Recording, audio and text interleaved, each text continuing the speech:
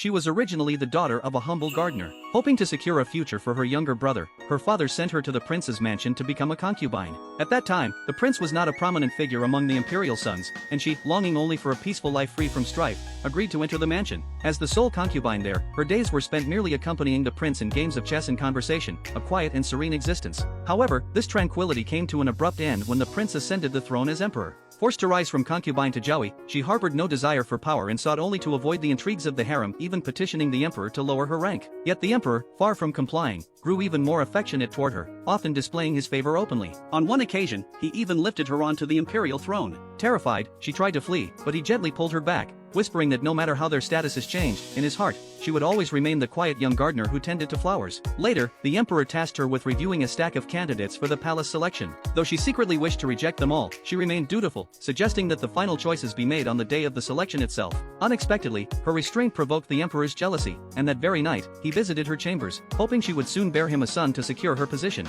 Afterward, the emperor went even further, commanding her to address the newly selected ladies of the palace half a month later. Feeling unqualified and concerned about propriety, she hesitated, but the emperor insisted that with him by her side, no one would dare question her authority. The next day, she overslept and missed her morning visit to the Empress Dowager, only to learn that the emperor had already exempted her from the obligation. Relieved, she set her worries aside. Yet the Empress Dowager had long grown weary of her, watching coldly from the sidelines, convinced that the emperor's affection was as fleeting as a morning glory. Once new faces entered the palace, his favor would inevitably fade.